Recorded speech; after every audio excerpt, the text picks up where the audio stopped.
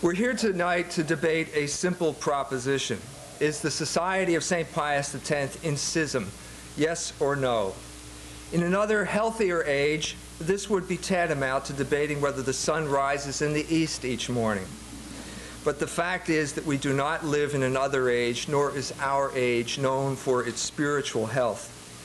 In this regard, this debate here tonight reminds me of a debate which took place not too long ago at the University of Notre Dame between Father James Burchell of the University of Notre Dame and former Father Daniel McGuire of Marquette University in Milwaukee.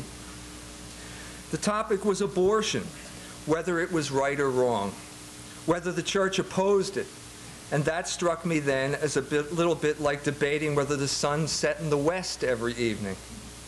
That debate was not a sign of health for the Catholic Church in this country. It was a sign that Catholic academe had become so contaminated with the categories of liberalism as practiced in this country in this century that a proposition that has been a part of the Catholic tradition since the writing of the Didache, the proposition being that abortion is an unspeakable crime, that proposition should have been as obvious to them as good is to be pursued and evil avoided, or a thing cannot both be and not be the same thing in the same place in the same time and manner. That this proposition had suddenly become debatable was not a sign of health. It was a sign that the fact that the debate took place at all was a sign of how great the apostasy of Catholic intellectuals is in this country's Catholic colleges and universities. The fact that we are here tonight is another bad sign. In fact, there are remarkable similarities between that debate then and this one now. The fact that we are debating it all is an indication in the first instance of Catholic academe's defection from the Church, and in this instance of the deep divisions that are rending the unity of the Church as a result. In healthier times, no one would have referred to a solemnly pronounced motu proprio given by the Pope as a debatable proposition. But as I said before, these are not healthy times. Liberalism is the last modern ideology in this century. Nazism, communism, and fascism, along with a whole host of other ideologies, have all marched off into the dustbin of history. But liberalism, as the last election in this country showed, still has a hold on this country and in many ways on the world as a whole. Liberalism, the modern ideology peculiar to this country, is much more widespread than one would imagine. It would be unfair to blame only the universities, although they are surely guilty of apostasy in this regard. Even the defenders of traditionalism have adopted its rhetoric as of late. In a recent letter to the editor, Mr. Davis, my opponent in this debate, announced that the Society, quote, the quote, Society of Pius X is in no way schismatic, and I do not have the least scruple in assisting at its masses, close quote. In addition to being dismayed at this defiance of the clear words of the Pope, I was struck by the uncanny similarities between traditionalism, as practiced by the Society of St. Pius X, and the rhetoric of liberalism as practiced by Professor McGuire and groups like Catholics for a Free Choice. Both Davis and McGuire were proselytizing for a position in direct defiance on the one hand of faith, on the other hand of morals, and both, when faced with the insurmountable mountain of evidence against them, fell back on the rhetoric of liberalism to make their point. Professor McGuire would claim the Catholics of goodwill could disagree on whether abortion was wrong. Mr. Davis takes the same tack in his position on schism.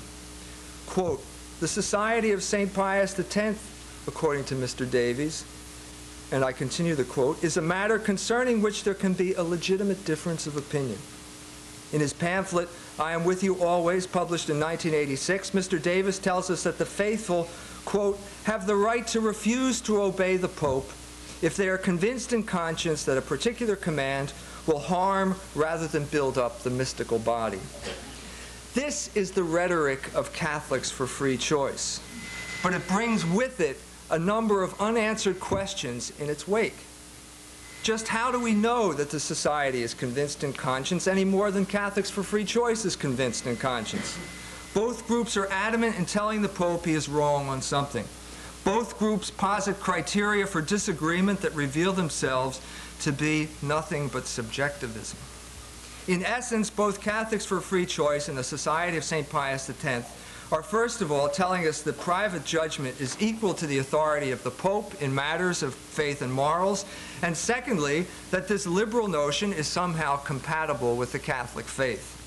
My position, which I hope to show is the Catholic position, is clear. First of all, schism is in its way every bit as bad as abortion.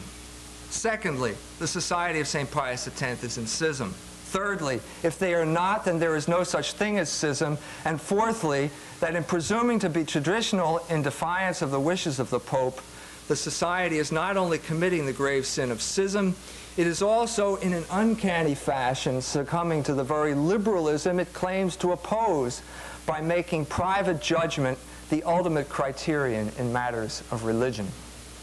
But let's get back to some basic definitions, first of all. First of all, what is schism?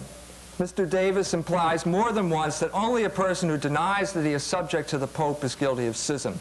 He contrasts this with what he terms, quote, mere disobedience, close quote, where the person refused to do what the Pope orders. In an article in the Christian Order, which appeared in November 1982, Davies claims that if anyone denies he is subject to the Supreme Pontiff, he is schismatic. In a letter to the editor, which appeared in the Daily Telegraph on July 6, 1988, he writes that a Catholic who, for some grave reason on a matter not involving faith or morals, feels bound in conscience to disobey the Pope in a particular instance without wishing to sever himself from the Church or deny the authority of the Church, of the Pope, cannot be said to be in schism. These definitions are, as they say, interesting, but they are totally the creation of Michael Davis. As before, Davis puts heavy emphasis on the subjective. In liberal fashion, he claims that the subjective state of the person committing the act is more important than the ontological status of the act itself. If the person believes sincerely that there is a state of emergency in the Church or does not question the authority of the Pope, then the act of schism is not present. This is Mr. Davis' position. But what is the position of the Catholic Church? Canon 751 of the 1983 Code of Canon Law states that schism, and I'm quoting here, is the refusal of submission to the Roman Pontiff or of communion with the members of the Church subject to him, close quote. If Mr. Davies objects to the 1983 Code, then I can draw his attention to Canon 1325 of the 1917 Code, which states that, quote, if anyone refuses to be subject to the Supreme Pontiff, or if he refuses communion with those members of the Church who are subject to him, he is schismatic. And if Mr. Davies feels that is tainted, I refer to St. Thomas Aquinas. In the Summa Theologiae, St. Thomas Aquinas defines schism in the following manner. Schismatics, and I quote here, are those who refuse obedience to the sovereign pontiff and refuse to communicate with the members of the Church subject to him. This formulation is almost verbatim the definition we find in the 1983 Code, which brings things full circle.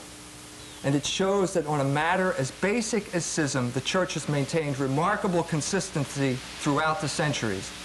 It also shows that Mr. Davis' definition is unique to Mr. Davis. There are no subjectivist escape clauses in the Church's definition of schism. The Church from earliest times has maintained adamantly that there is no justification whatsoever for breaking communion with the Church, even, and I'm quoting St. Augustine here, on the admission of evil and sacrilegious men. All the definitions of schism proposed by the Catholic Church share 2 points in common. Schism entails either refusal to obey the Pope or refusal to remain in communion with those who remain subject to him. It is important to keep this essential definition in mind because in discussing the status of the Society of St. Pius X, Mr. Davies invariably treats schism as if it were exclusively a legalistic issue. It is not. Behind the term lies the thing itself, a refusal to obey and a refusal to communicate which is the ultimate sin against the unity of the church, and as St. Augustine says, a sin against charity. In his definition of schism, Mr. Davis tries to have it both ways. In this, he is just like Archbishop Lefebvre. He claims that the Pope has authority, but he refuses to obey, invoking some higher law. Now, while it is true to say that not every act of disobedience is an act of schism, schism is not avoided by paying lip service to the authority of the Pope and then going on to disobey anyway. Some acts of disobedience are so grave that committing them threatens the unity of the Church. Such acts are acts of schism. And while the subjective state of the person committing them is important in judging culpability, it in no way changes the magnitude or gravity of the act itself, nor does it change the act's ontological status. Consecrating a bishop without the permission of the Holy Father is just such a grave attack on the unity of the Church. According to Canon 1382, a bishop who consecrates someone a bishop and a person who receives such a consecration from a bishop without a pontifical mandate incur an automatic latae sententiae excommunication reserved to the Apostolic See. Aquinas writes, quote, "The essence of schism lies in rebelliously disobeying the commandments of the Church." I say rebelliously because the schismatic shows obstinate scorn of the Church's commandments and refuses to submit to her judgment. According to Davies' explanation, Archbishop Lefebvre was not guilty of schism because he sincerely believed that it was necessary for the health of the Church. This is a bit like saying that abortion is not wrong if the doctor who aborts the child is sincerely convinced that it is necessary for the health of the mother. What Mr. Davis is proposing here is the theological equivalent of the fundamental option. According to this theory in moral theology, an action is only a serious sin if the person committing it wills to destroy his relationship with God. We all know, and I think Mr. Davis would agree, that this essentially subjective position is not compatible with the position of the Church. Some acts are so intrinsically disordered, so evil, if you will, that committing them breaks the person's communion with God, regardless of whether that is the person's explicit intention or not. The gravity of the action is not affected by the subjective state of the actor, only his culpability is. If we transpose Mr. Davis's theory about schism to the moral realm for a moment, it becomes clear that he is in effect telling us that if the person was acting out of sincere motivation, an abortion would not be the taking of innocent life. The subjective intentions of Archbishop Lefebvre may gain him some benefit before the judgment seat of God. For all we know, the man may have been in his dotage during the negotiations with the Holy See. But it does not change the objective gravity of what he did here below. It does not change the fact that the act was schismatic by any reasonable definition of the term. But is the society really in schism? How can we be sure? It seems obvious that according to canon law, Archbishop Lefebvre and the 4 bishops he consecrated were excommunicated. In an article which appeared in the Angelus in December 1980, Mr. Davis claims that if such a consecration is an intrinsically schismatic act, it would have always involved the penalty of excommunication. In the 1917 Code, the offense was punished only by suspension. Pope Pius XII had raised the penalty to excommunication as a result of the establishment of the schismatic church in China. The consecration of these illicit Chinese bishops differed radically from the consecrations carried out by Monsignor Lefebvre, as the professed intention was to repudiate the authority of the Pope, that is, to deny that he had the right to govern the Church. I quote Mr. Davies at length here for a number of reasons. First of all, to point out a few factual inaccuracies. The fact is that the Society did consecrate a bishop in Campos, Brazil, with explicit powers of jurisdiction. Secondly, every bishop, by the fact that he is a bishop, is given the mandate to exercise an apostolic mission. That is what a bishop does. Thirdly, every time the Lefebvrite bishops perform a consecration or their priests hear confessions or say Mass, they violate the code of canon law and the unity of the Church by their flagrant disregard of the bishops whose jurisdiction they violate. Mr. Davis himself admits this, but invariably justifies it by appealing to Archbishop Lefebvre's intentions, which will forever remain a mystery to us. What we have here, then, is a combination of psychological subjectivism. Lefebvre's act is essentially different from that of the Chinese bishops because of his intention, and legalism. Davies discusses the matter of schism almost exclusively from a legalistic perspective. That is certainly one way of discussing schism, but it is not the most important issue. Since schism is a sin against religion and charity, the major issue is theological. The legal simply ratifies what was already in effect theologically. It does not, as in the case of criminal proceedings, according to our Constitution, let's say, created by its deliberations. Davis' discussion of the case is also complicated by the fact that the notion of law he falls back upon is not the Church's notion of law. Davis acts like a clever lawyer for the defense who can't get his legal strategy straight. Half the time he argues for the necessity defense, and then without proving that conclusively, he tries to win the case on a technicality. After first attempting to show that what Archbishop Lefebvre did wasn't really schism because he felt the situation justified it, Davis goes on to give the impression that Archbishop Lefebvre hasn't been read the ecclesial equivalent of his Miranda rights, and therefore not only that he should go free, which is a moot point right now, but also that there was no schism in the first place because his man got sprung on a technicality. Count Capone, the canon lawyer, taking another tack in this matter, argues that the new code of canon law is so inadequately formulated that no one can be convicted of anything anymore. Both men betray a faulty idea of the role which law plays in the life of the Church. Church law is in this regard completely unlike constitutional law because it is derived from a completely different idea of authority. Under the American Constitution, the people get together and grant sovereignty to the government under certain closely specified terms. If those terms are violated, the law has no hold. If they are violated repeatedly, the people have the right to replace whoever it is, in their opinion, who is not enforcing the Constitution. The authority of Peter, unlike the authority of President Clinton, comes directly from God. The Pope does not receive power to govern from the populace according to norms specified in the Constitution or in the Code of Canon Law. He is not bound by the Code. The Code is bound by him. He precedes the Code both historically and metaphysically.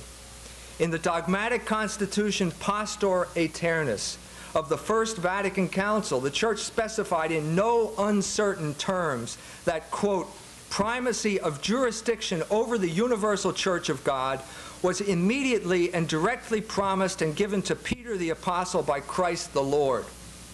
This power, and I'm not quoting here, is emphatically not, quote, a primacy of honor merely, the type of sovereignty that Davies concedes to the Pope when he gives lip service to the authority but denies the obedience which should follow from that authority. The power of Peter is more than that. It is not delegated to the Pope by the Church or any council, or we might add any code of canon law. It is, to use their word, immediate. This power, and I'm quoting the Fathers of Vatican I here directly, obligates shepherds and faithful of every right and dignity, both individually and collectively, to hierarchical subordination and true obedience, not only in matters pertaining to faith and morals, but also in those pertaining to the discipline and government of the Church throughout the world, so that by maintaining with the Roman Pontiff unity of communion and unity in the profession of the same faith, the Church of Christ may be one flock under one supreme shepherd. This is the teaching of Catholic truth. No one can deviate from it without danger to faith and salvation. Close quote. From this, it follows, quote, that a decision of the Apostolic See, whose authority has no superior, may be revised by no one, nor may anyone examine judicially its decisions. That's Pastor Aeternus as well, Vatican I. This decree of Vatican I has been embedded in Canon 333 of the 1983 Code, which states that there, quote, there is neither appeal nor recourse against a decision or decree of the Roman pontiff, close quote. Nowhere in this discussion is there any notion that the Pope is somehow subjected to the authority of the Code of Canon Law, much less, as Count Caponi indicates, handcuffed by its inadequacies. In this sense, Archbishop Lefebvre won't be sprung on a technicality because church law simply doesn't function that way. President Clinton is not above the law of the land, but the Pope is very emphatically above the law of the church, and he most certainly cannot be bound by any alleged inadequacies in that code. If someone is acquitted of a crime, that crime in effect ceases to exist, at least with regard to that person. That is, of course, a legal fiction. But it is a legal fiction which safeguards citizens against arbitrary use of power on the part of their government. There is no court of appeal higher than the Pope. His decision is not undone by an interpretation which disputes his decision based on necessity or the parlous state of the church or anything else. Mr. Davis proposes all sorts of principles, but none of them are found in the teaching of the church with regard to schism. In schism, as in abortion, there are no exceptions. One is never allowed to break the unity of the church any more than one is allowed to take the life of the unborn. In the case of church law, as specified in Pastor Aeternus, Archbishop Lefebvre is in schism if the Pope says he is, and that, mirabile dictu, is precisely what the Pope said. I don't want to belabor the obvious. 21 minutes if you can wind. I'm winding it up. I'm winding it up. But I suppose I will have to. On July 2nd, 1988, Pope John Paul II stated solemnly that Archbishop Lefebvre's act of consecration was an act, quote, of disobedience to the Roman pontiff in a very grave matter and of supreme importance for the unity of the church, such as the ordination of bishops whereby the apostolic succession is sacramentally perpetuated. Hence, such disobedience, which implies in practice the rejection of the Roman primacy, constitutes a schismatic act. His emphasis, close quote. The Pope here cites Canon 751, which we have already cited as the Church's definition of schism. In performing such an act, the Pope continues, notwithstanding the formal canonical warning sent to them by the Cardinal Prefect of the Congregation for Bishops, and then he lists Archbishop Lefebvre and the priest he consecrated have incurred the grave penalty of excommunication envisaged by ecclesiastical law. The Pope here cites Canon 1382, which we have already cited. Every statement here is completely consonant with the Code of Canon Law, but even if it weren't, it would still be a valid statement, and Lefebvre and the four priests would still be excommunicated, and the society would still be in schism. Schism is not just something that is established by legal fiat. It doesn't come into being because the jury pronounces a certain verdict, as let's say manslaughter in a criminal trial. Schism precedes the edict which solemnly defines it. The Society for St. Pius X had been behaving in a schismatic manner for years before the consecrations. The fact that they hadn't been solemnly separated from the Church sooner is more a function of the Church's patience than the Society's attitude toward the Church. The consecration of bishops was the line beyond which the Church would not permit the discussion to go.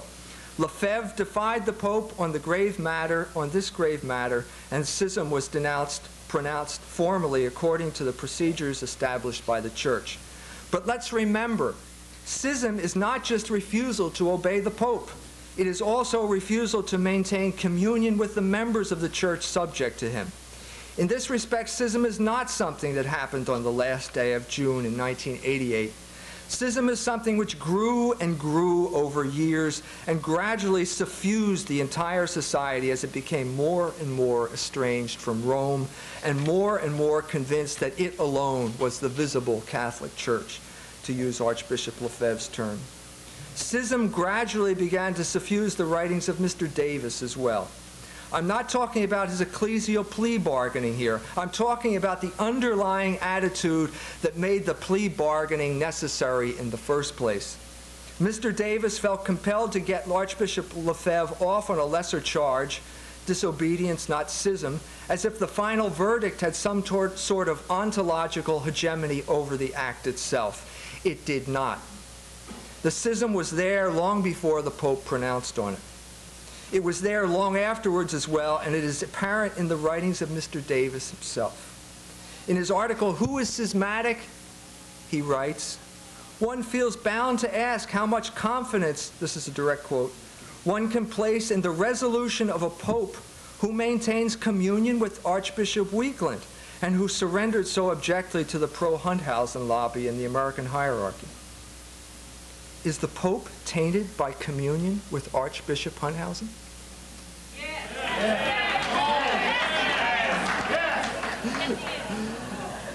This is a very old question, really.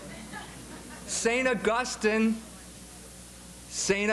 put it to the Donatists, the schismatics of his age, and he never got an answer, unlike me. What Mr. Davis implies here is clear. The Pope is tainted by communion with Archbishop Weakland, and we, by extension, are tainted if we maintain communion as well. Therefore, according to this thinking, we must break the unity of the Church in order to maintain doctrinal and moral purity. When all the legal plea bargaining and amateur psychologizing is stripped away, this is what remains, and this attitude expressed by Mr. Davies and other people is the quintessence of schism. Anyone who holds such an attitude is a schismatic. This anathema is how the people at Vatican I would have expressed it. Monsignor Marcel Lefebvre, wrote Bishop Cardinal Bernard Gantin, prefect of the Congregation for Bishops, notwithstanding the formal canonical warning of 17 June 1988 and the repeated appeals to desist from his intention, has performed a schismatic act by the episcopal consecration of 4 priests without pontifical mandate and contrary to the will of the Supreme Pontiff, and therefore has incurred the penalty envisaged by the Code of Canon Law. But that is not all that Rome has to tell us on the matter.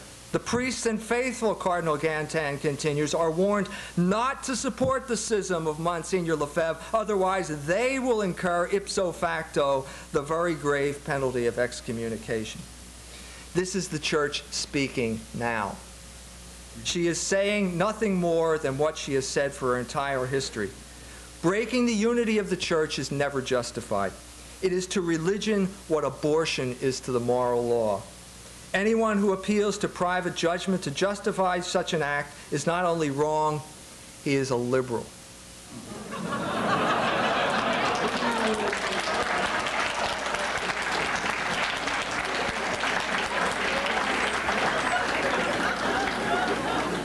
As Cardinal Ratzinger wrote to Archbishop Lefebvre on July 28, 1987, and I quote Cardinal Ratzinger here directly, "By producing your own," you meaning Archbishop Lefebvre, "interpretation of the text of the Magisterium, you would paradoxically display the very liberalism which you have combated so strongly, and you would be acting against the aim you are seeking.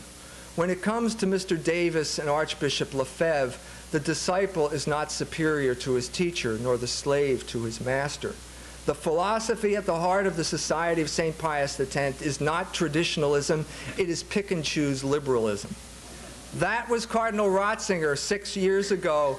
1,600 years ago, St. Augustine had virtually the same thing to say when he claimed that, quote, "It is a manifest rule that one ought in no wise, by the establishment of a separate communion, to secede from the Catholic communion, that is, from the body of Christians throughout the world, even on the admission of evil and sacrilegious men." Close quote. Needless to say, there was a state of emergency in the sense being used here back then as well. But no state of emergency and no amount of evil and sacrilegious men in the Church ever justifies defying the Pope on a matter this grave or breaking the bond of unity with those who maintain communion with him. If, this is St. Augustine again, the communion of wicked men destroyed the Church in the time of Cyprian, they have no source from which they can derive their own communion. And if the Church was not destroyed in the time of Cyprian, They have no excuse for their separation from it. The church is not destroyed, nor are her sacraments adversely affected by communion with wicked men. If they were, she would have long ceased to exist before Archbishop Lefebvre had ever been born. Experience, Ben Franklin once said, keeps an expensive school. But fools will learn in no other. A group of people better schooled in tradition than the Society of Pius X would have known that separation from the church is never justified. It looks as if the Society of St. Pius X will have to learn this lesson the hard way. As they descend into the fever swamps of neo-Nazism and cult-like behavior, they will have to learn the hard way. They will have to learn the hard way that the Catholic Church under Peter's successor is the only bark of Christ. And no matter what waves of heresy buffet its sides, one is never justified in jumping ship, not even during the fiercest storms. Those who do jump overboard during the storm learn the hard way that it was the church, no matter how beleaguered, that was sustaining them all along.